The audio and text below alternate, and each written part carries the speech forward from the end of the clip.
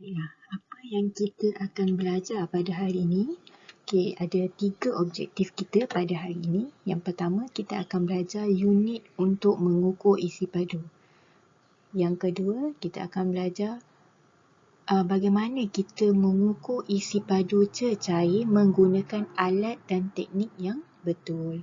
Dan yang ketiga, bagaimana kita nak menyelesaikan masalah untuk menentukan isi padu pepejal tidak sekata melalui kaedah sesaran air. Okey, baiklah. Yang pertama, kita anak-anak murid mestilah tahu apa unit yang digunakan untuk isi padu. Apakah unit yang digunakan untuk mengukur isi padu? Kita ada 3, iaitu mililiter dan simbol dia M kecil, L kecil. Yang kedua, liter, simbol dia L. Dan yang ketiga, meter padu, M. Ada 3 kecil kat atas tu. Jadi, 3 unit ini digunakan untuk mengukur isi padu. Mililiter, liter dan meter padu. Okey, tadi kita dah tahu ada 3 unit untuk mengukur isi padu. Sekarang ni kita nak tahu apa alat yang digunakan untuk mengukur isi padu cecair. Kalau isi padu cecair, kita menggunakan 2 alat. Pertama, silinder penyukat dan kedua, bika. Okey, kedua-dua alat ini kita gunakan untuk mengukur isi padu cecair. Okey, kita dah tahu unit untuk mengukur isi padu dan alat yang digunakan untuk mengukur isi padu cecair. Dan seterusnya kita perlu tahu apa teknik yang betul untuk mengukur isi padu cecair ni. Macam kita dah belajar minggu lepas, langkah-langkah yang kita perlu ambil untuk mengukur isi padu cecair menggunakan silinder penyukat. Jadi anak-anak murid mesti dah tahu yang semasa kita mengambil bacaan menggunakan silinder penyukat ataupun semasa kita menggunakan bika, kedudukan mata kita mestilah berada pada aras meniskus. Okey, seperti contoh ini, bacaan yang betul untuk isi padu cecair ialah 32 ml yang warna biru ni. Kalau kita baca 40 ml salah, kalau kita baca 30 ml pun salah. Bacaan yang tepat ialah 32 ml di mana aras mata kita selari dengan meniskus. Okay, baiklah, pada minggu lepas Muallimah dah terangkan apa maksud meniskus ni. Meniskus ni ialah permukaan cecair di dalam sesuatu bekas yang kelihatan berkeluk. Kalau awak tengok dekat dalam gambar raja ni, awak akan nampak biasanya bila kita letak air di dalam gelas, ataupun kat sini kita letak dalam silinder penyukat kan, sebab kita nak ukur isi padu dia. Kamu akan nampak air tu dia macam ada berkeluk. Jadi mata kita semasa kita nak baca mestilah ikut garisan yang bawah yang lekuk tu. Kalau kamu tengok yang pertama tu salah, sebab aras mata kita pandang dari atas, jadi aras sudut mata kita tu ke bawah. Yang ni salah, bacaan kita tak akan dapat bacaan yang betul. Okey, yang lagi satu tu kita baca selari. Okey, selari ni yang betul lah. Dan yang ketiga, kita baca daripada bawah. Daripada bawah pun salah sebab aras mata kita ni bila kita ke bawah, so kita pandang lekuk tu dari atas, pandangan atas. Jadi salah, kita tak akan dapat sengatan yang betul. Jadi bacaan yang betul ialah apabila aras mata kita tu selari dengan bahagian lekuk yang bawah ni. Barulah kita dapat bacaan yang betul. Okey, pada minggu lepas kita dah belajar cara nak mengira isi padu pepejal menggunakan kubus 1 cm padu. Okey, sekarang ni andai kata kita mempunyai pepejal yang tidak sekata.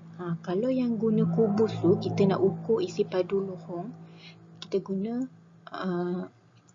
kubus 1 cm padu. Sebab apa? Sebab kotak lohong tu berbentuk pepejal yang sekata. Tapi macam mana dengan batu? Contoh macam batu, pemadam, yang tu paku, itu pepejal yang tidak sekata, bentuk dia tak sekata. Tapi macam mana kita nak ukur dia punya isi padu? Kita tak boleh gunakan kubus 1 cm padu, tak sesuai. Jadi caranya ialah kita menggunakan kaedah sesaran air. Kaedah sesaran air tu macam mana ya? Okey, jom kita dengar. Okey, baiklah. Kaedah sesaran air ini ialah apabila kita mengukur isi padu pepejal yang tidak sekata itu dengan menggunakan air sebagai kayu ukur dia. Okey, ada dua kaedah. Muallimah akan terangkan kaedah yang pertama dulu ya. Okey, kaedah yang pertama, contohnya objek kita ialah batu. Okey, mula-mula kita akan letak air, kita akan ukur isi padu awal air.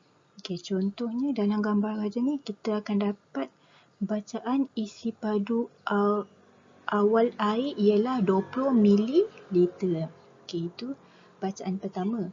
Okey, selepas tu kita letakkan, kita ambil batu tu, kita ikat dengan benang. Okey, kita letakkan perlahan-lahan batu tu ke dalam silinder penyukat tu. Okey, perasan tak bila kita tenggelamkan sesuatu objek, paras air akan meningkat ataupun paras air akan naik. Okey, dalam gambar raja ni anak-anak murid akan nampak tadi paras air, bacaan isi padu awal air ialah 20 ml. Sekarang ni selepas diletakkan batu, bacaan isi padu air menjadi 30 ml. Ada kenaikan di situ. Okey, macam mana kita nak tahu isi padu pepejal ni? Macam mana kita nak tahu isi padu batu ni? Jadi kita akan guna formula. Kita nak tahu isi padu batu bersamaan dengan isi padu akhir tolak dengan isi padu bacaan isi padu awal. Okey, tadi bacaan isi padu akhir tadi ialah 30 ml. Okey, kita tolakkan dengan bacaan isi padu awal. Tadi iaitu 20 ml. Jadi 30 tolak 20 akan dapat 10 ml. Maksudnya perbezaan antara bacaan isi padu akhir dan isi padu awal itulah isi padu batu. Jadi isi padu batu kita akan dapat ialah 10 ml. Okey, baiklah. Tadi kita dalam kaedah yang pertama muallimah dah terangkan. Okey, sekarang ni muallimah akan terangkan kaedah sesaran air juga, di mana kita menggunakan air untuk mengukur isi padu pepejal yang tidak sekata, tapi dengan menggunakan cara yang berbeza.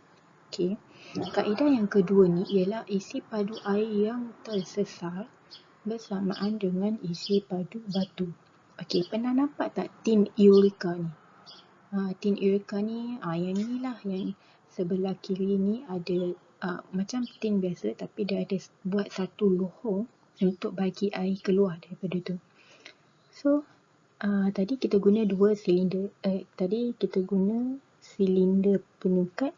Kita ambil bacaan awal dengan bacaan akhir. Okey, tapi untuk kaedah kedua, kita akan letakkan air di dalam tin Eureka ni. Okey, bila kita letakkan air dalam tin Eureka ni, kita letakkan kedudukan dia tinggi sedikit ya. Okey, selepas sebelah dia tu kita akan letakkan silinder penyukat. Kenapa? Sebab kita nak gunakan silinder penyukat ni untuk mengukur isi padu air yang keluar daripada tin Eureka ni. Okey, bila kita dah isi air dalam tin Eureka ni, silinder penyukat kita letak kat bawah. Okey, kita tak ada air kan dekat silinder penyukat ni. Okey, bila kita masukkan batu, macam sama juga macam tadi, paras air akan meningkat. Okey, bila paras air meningkat, paras air tu akan keluar melalui lohong lubang ni dan turun ke dalam silinder penyukat. Itu yang dinamakan air yang tersesar. Maksudnya air yang keluar daripada tin Eureka ni. Okey, air yang keluar ni kita akan ukur isi padu dia menggunakan silinder pengikat. Jadi isi padu air yang keluar ni ataupun isi padu air yang tersesar ini bersamaan dengan isi padu batu. Itulah isi padu batu. Ini dengan kaedah yang kedua. Okey, baiklah itu saja untuk hari ini. Okey, harap-harap semua anak-anak murid faham. Okey. Untuk menambahkan lagi kefahaman, bolehlah buat latihan yang Muallimah berikan. Okey, terima kasih. Jumpa lagi minggu depan. Bye-bye.